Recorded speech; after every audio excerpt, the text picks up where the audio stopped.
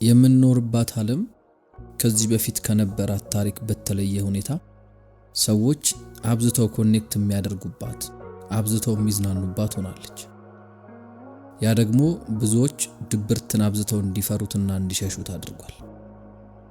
ቀደምት አያቶቻችን ይህን ነገር በሚገባ ተጋፍጠውት ነበር።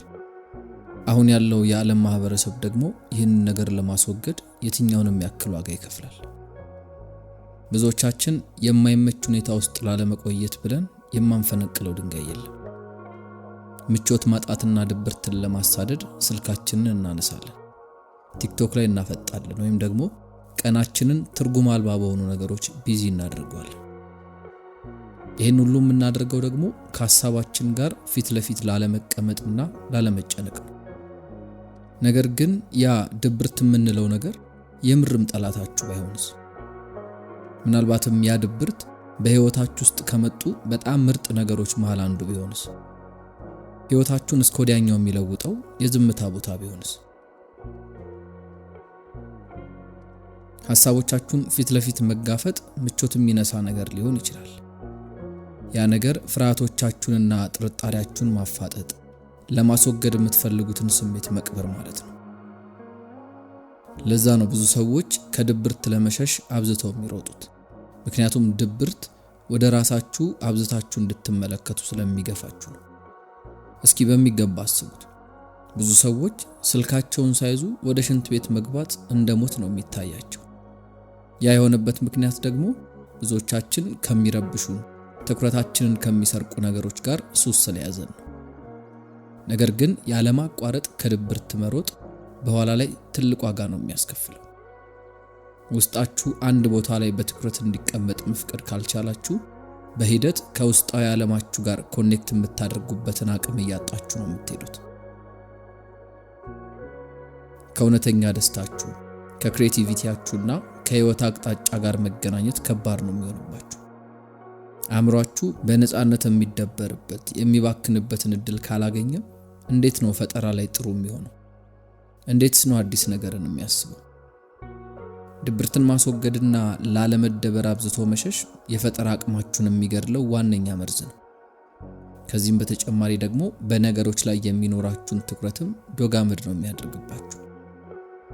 ያለማቋረጥ አእምሯችሁን የደስታ ስሜት የሚያመነጨውን ሆርሞን ስትመግቡት፣ ማለትም ከሶሻል ሚዲያ ከመዝናኛ ምናምን ሁሉም ነገር ባዶና ትርጉም አልባ እየሆነባችሁ ይመጣል። ማጥናት፣ ማንበብ ወይም ደግሞ የሆነ ቢዝነስን መገንባት አሊያም ደግሞ ትዕግስትና ትልቅ ትኩረትን የሚፈልጉ ነገሮችም በድንገት ያደክሟችኋል። ሁሉ ነገር እየሰለቻችሁ ነው የሚመጣው። ነገር ግን ከድብርት ጋር መቀመጥን ራሳችሁን ካስተማራችሁት፣ ከሐሳባችሁ ጋር ጊዜ ማሳለፍን ካሰለጠናችሁት እነዛ ነገሮች ቀላልና ኢንጆይ የምታደርጓቸው ነገሮች መሆን ይጀምራሉ። ያ የሚሆንበት ምክንያት ደግሞ ምንም አለመስራት መሰረታችሁ ስለሚሆን። ድብርት አእምሯችሁ ጥረታችሁን በድጋሚ እንዲያበረታታ ያለማምደዋል። ነገ ዛሬ ያሉ መባከንን ይቀንስላችኋል። ምክንያቱም በዝምታ ውስጥ መቀመጥ የተሰኘው አማራጭ ከባባድ የሚባሉ ስራዎችንም ሳይቀር ቀለል ብሏችሁ እንድትሰሩ ስለሚያደርግላችሁ። ብቻ ባጭሩ ድብርት የትርጉም አለመኖር ምናምን አይደለም፣ ይልቁኑ የህይወት ትርጉም ራሱ መሰረት ነው። ድብርት ሐሳቦች የሚወለዱበት ስፍራ ነው። አእምሯችሁ በጥልቀት የሚያስብበት፣ የህይወት ነጥቦችን የሚገጣጥምበትና እድሎችን የሚመለከትበት ምዕራፍ ነው። በሰዎች ታሪክ ካየናቸው እጅግ አስደናቂ ግኝቶች መሃል ዋና የሚባሉት እኮ የተገኙት በድብርት ቅጽበት ውስጥ ነው። እስኪ ይህንን የሚያዳብሩልንን የተወሰኑ ታሪኮችን እንደማሳያ እናንሳ። መጀመሪያ ላይ አይዛክ ኒውተን እና የወደቀውን አፕል እንመልከት። አይዛክ ኒውተን እንግዲህ በሳይንስ ውስጥ በስሙ ካስመዘገባቸውና አሁንም ድረስ ዓለም ከሚጠቀምባቸው ሳይንሳዊ ዕውቀቶች መካከል የመሬት ስበት ወይም ደግሞ ግራቪቲ አንዱ እንደሆነ ይታወቃል። ታዲያ አይዛክ ኒውተን ይህንን ዘመን ተሻጋሪ የሆነ ዕውቀት ያገኘበት አጋጣሚ ድብርት ውስጥ በነበረበትና ከራሱ ጋር በዝምታ ውስጥ በተቀመጠበት ቅጽበት ነበር። ታሪክና አጋጣሚው እንዴት መሰላችሁ? አይዛክ ኒውተን በመኖሪያ ግቢ ውስጥ በሚገኝ አንድ የአበባና የአትክልት ስፍራ ከአፕል ዛፍ ስር ቁጭ ብሎ ከራሱ ጋር በጥልቀት እየተነጋገረ ነበር። ታዲያ ከተደገፈው የአፕል ዛፍ ላይ አንድ አፕል ወድቆ ጭንቅላቱን ይመታል። ይህ ሲሆን እንግዲህ አይዛክ ኒውተን በሁኔታው ከመደናገጥና ከመናደድ ይልቅ ስለተፈጠረው ነገር በጥልቀት ማብሰልሰሉን ቀጠለ። ታዲያ ያንን ቅጽበት በቸልታ ከማለፍ ይልቅ ቅጽበቱ ላይ ጥያቄዎችን አነሳ። ለምንድነው አፕሉ ወደ ጎንም ወደ ላይም ሳይሆን ወደ ታች ወደቀው?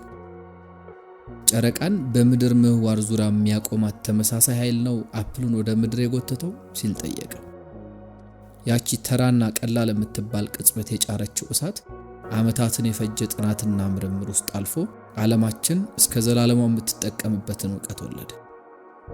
ከዛ ኒውተን የግራቪቲ ህጎችን በመቅረጽ የሐሳብ የዘመናዊ ፊዚክስ መሰረት ሊሆን ቻለ። እስኪ ያስቡት ኒውተን በዛ ቅጽበት ትኩረቱ ተሰርቆ ቢሆን ቢዚ ቢሆን ወይም ደግሞ ስልኩን እየነካካ ቢሆን ያቺን ቅጽበት ሳያስተውላት ታልፎ ነበር። ነገር ግን ኒውተን ድብርት እንዲሰማው ስለፈቀደና በቀላሉ ከራሱ ጋር ቁጭ ብሎ ማሰብን ስለመረጠ የዓለምን ታሪክ ለወጠ። ቀጣዩ እንደምሳሌ የምናነሳው ታሪክ ደግሞ የጄምስ ዋት ታሪክ ነው። ይሄ የስኮትላንድ ዜግነት ያለው ምሁር የስቲም ሞተርን በማሻሻል በኢንዱስትሪ አብዮት ውስጥ ጉልህ ሚናን መጫወት የቻለና ስሙን በዘላለማዊ መዝገብ ላይ ያሰፈረ አስደናቂ ሰው ነው። ታዲያ ጄምስ ይህን አስደናቂ የሆነ ሐሳብ ያገኘው በተደበረበት ቅጽበት ውስጥ ነበር። በወቅቱ ጄምስ ኪችን ውስጥ በድብርት ቁጭ ብሎ የውሃ ማፊያው ሲፍለቀለቅ በትኩረት እየተመለከተ ነበር። የፈላው ውሃ ሲፍለቀለቅ የሚያወጣውን ድምጽ በአንዱ ጆሮ አስገብቶ በሌላው የሚያፈሰው ሳይሆን ሙሉ ትኩረቱን የገዛ ድምጽ ነበር። ውሃው ፍሬያማ ባልሆነ መንገድ ሲዘልና ሲያመልጥ ተመልክቶ በመደነቅ ውስጥ ሆኖ ይህንን ኃይል እንዴት ነው ውጤታማ በሆነ መንገድ መጠቀም የምችለው ብሎ ማሰብ ጀመረ። ያ የፈላው ውሃ ላይ በትኩረት በማየት የተጀመረው ሐሳብ እንግዲህ መጨረሻው ፋብሪካዎችን፣ ባቡሮችንና መርከቦችን የሚዘውር ኃይል ለመሆን በቃ። አሁንም እንግዲህ ያስደናቂ ነገር የሆነው በተረበሸና ቀውስ በሞላው ቅጽበት ውስጥ ሳይሆን ብዙዎቻችን ችላ በምንለው ጽናት ባለው ትኩረት ውስጥ ነው። ሶስተኛው እንደማሳያ የምናነሳው ታሪክ የስቲቭ ጆብስን ታሪክ ነው። እንግዲህ ዘመናዊ በሚባለው ዓለም ውስጥ ድብርት በክሪኤቲቪቲ ላይ ወሳኝ ሚናን ይጫወታል። የአፕል መስራች የሆነው ስቲቭ ጆብስ ከፍተኛ የሆነ የክሪኤቲቪቲ ምዕራፍ ላይ የሚደርሰው ድብርት ሲከበው እንደነበር ይነገራል። ለምሳሌ ያክል አይፖድን የመስራት ሐሳብ የመጣለት ፕሌን ውስጥ ድብርት ከቦት ተቀምጦ በዙሪያው ያለው ነገር ሁሉ አላዝናና ብሎት ነበር። ወዲያው ምን አለ እኔ ብቻዬን ምዝናናበት የፈለኩትን ነገር ማድረግበት አንድ መሳሪያ ቢኖር የሚል ሐሳብ ውስጡ ተፈጠረ። ያ ነገር አድጎ መጨረሻ ላይ አይፖድን ሊሰራ ቻለ ማለት ነው። አያችሁ፣ አእምሯችሁ በተከታታይ ካልተነቃቃ የራሱን መነቃቂያ ይፈጥራል። ማሰብ ማለምና በብዛት አሳንሳችሁ በምታያቸው ነገሮች መሃል የሆነ ኮኔክሽንን ለመፍጠር ይሞክራል። ያንን ነው እንግዲህ የድብርት ማጂክ የምንለው። እስኪያውን ደግሞ የዓለማችን ታላላቅ የሚባሉ ሰዎች ስለ ድብርት ምን አሉ የሚለውን እናንሳ። ብዙ ፈላስፋዎችና ምሁራን በብዙ የታሪክ ምዕራፎች ውስጥ ድብርት ስላለው ኃይል ብዙ ነገርን አንስተዋል። ኒቼ በአንድ ወቅት ራሱን ሙሉ ለሙሉ ከድብርት የሚከላከል ሰው በተመሳሳይ መልኩ ራሱን ከራሱ እየተከላከለ እንደሆነ መረዳት አለበት ብሎ ነበር። በሌላ ቋንቋ እንግዲህ ሁሌም ድብርት ውስጥ ላለመግባት ራሳችሁን የምትቆጥቡት ከሆነ ትክክለኛ የሆነው ማንነታችሁን ውስጣችሁ ያለውን አስደናቂ ነገር መቼም አታገኙትም እንደማለት ነው። ኢማኑኤል ካንት ደግሞ በምን ያምናል መሰላችሁ? ሁሌም ቢሆን በዙሪያችሁ ካሉ ነገሮች ተሻግራችሁ ተመልከቱ ይላል። በጥልቀት ማሰብና አዳዲስ ሐሳቦችን መመልከት የግድ ነው በማለት ነው የሚያስቀምጠው። ያለ ድብርት በምቾት ሰገነት ወጥመድ ውስጥ እንወድቅና አንድ መስመር ላይ ተጣብቀን እንቀራለን። ከድብርት ጋር ሲሆን ግን ማደግ እንጀምራለን ማለት ነው። ለብቻ በመሆንና በብቸኝነት መሃል እንግዲህ እጅግ ሰፊ የሆነ ልዩነት ነው ያለው። ለብቻ መሆን ማለት ከራሳችሁ ጋር በመሆን በምቾት መኖር ነው። ከሐሳባችሁ ጋር በሰላም መኖር ማለት ነው። ብቸኝነት ደግሞ ያንን ጸጥታና ሰላም መፍራት ነው። በድብርት ውስጥ መቆየትን ለመልመድ መጀመሪያ መገኘታችሁ መኖራችሁን እንዴት ኢንጆይ ማድረግ እችላለሁ የሚለውን መማር አለባችሁ። ዝምታን እንደ ባዶነት ሳይሆን እንደ ተከበረ ቦታ ነው ማየት ያለባችሁ። ልክ እውነተኛ ማንነታችሁ ጋር ዳግም ኮኔክት እንደምታደርጉበት ቦታ ነው መመልከት ያለባችሁ። ስልካችሁን ሳትይዙ በጸጥታ መቀመጥን ተለማመዱ። ያለ ሙዚቃ ወክ አድርጉ። ሐሳባችሁ ወዴት እንደሚሄድ አስተውሉ። መጀመሪያ ላይ እንግዲህ ምቾት ላይ ሰጣችሁ ይችላል። አእምሯችሁ መነቃቃትን ሊፈልግ ይችላል። ነገር ግን እዛው ቆዩ። ምክንያቱም ትክክለኛ እድገት የሚጀምርበት ምዕራፍ እዛ ስለሆነ ማለት ነው። እንግዲህ ድብርት ስለ ክሬቲቪቲ ብቻ አይደለም፣ ይልቁኑ አእምሮን ሙሉ ስለማድረግም ነው። ተከታታይ የሆነ መረበሽን ባለመፈለግ ውስጥ ሙሉ ለሙሉ መገኘት የመቻል አቅም። ከድብርት መሸሽና እሱን ለመራቅ መታገል ስታቆሙ የበለጠ ነገሮችን ማስተዋል ትችላላችሁ። በዙሪያችሁ ያለውን ዓለም፣ የሐሳባችሁን ሪትም፣ የስሜታችሁን አቅጣጫ በሙሉ ትረዳላችሁ። ግልጽነትን ታገኛላችሁ። ድብርት የምርም ምንድነው የሚፈልገው የሚለውን ወሳኝ ነገር እንድትለዩ እንድትረዱ ያደርጋችኋል። ልምዶቻችሁን ፕሮሰስ እንድታደርጉ፣ የተሻለ ውሳኔዎችን እንድትወስኑ እንዲሁም ከደመነፍሳችሁ ጋር በድጋሚ እንድትገናኙ ያደርጋችኋል። ታዲያ ልክ ድብርትን እንዴት ነው እንደ ነዳጅ መጠቀም የምችለው የሚለውን ስትረዱ ያ ትልቁ ጥቅማችሁ ይሆናል። እውነታው ምን መሰላችሁ? በዘመናት ሂደት ውስጥ የገነባናት ዓለም ድብርትን ለማጥፋት ዲዛይን የተደረገች ናት። ማአት አፕሊኬሽኖች፣ ኖቲፊኬሽኖች፣ መዝናኛዎችና ፈጣን ደስታዎች ሞልተዋታል። ታዲያ በዚህ መስመር ውስጥ ስንጓዝ ከክሬቲቪቲ ጋር ያለንን ኮኔክሽን ገድለናል። ከድብርት ስትሸሹ ከራሳችሁ ነው የምትሸሹት። ከድብርት ጋር መቆየትን ስትለምዱ ደግሞ አቅማችሁን መልሳችሁ ታገኛላችሁ።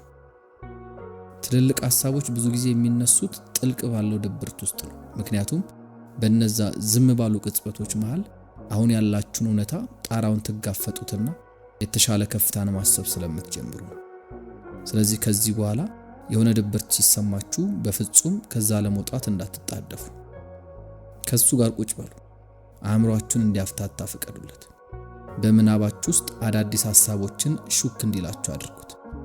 ምክንያቱም ከዛ ሁሉ ጸጥታ ጀርባ አንድ በር አለ። ከዛ በር ጀርባ ደግሞ በጣም ኃያል የሆነ ክሬቲቪቲያችሁ፣ ትኩረታችሁና እውነተኛ ማንነታችሁ ቆሟል። ስለዚህ በጽናት ከድብርታችሁ ጋር ቆዩና እነዛን አስደናቂ ነገሮች በሩን ከፍታችሁ ሰዱ።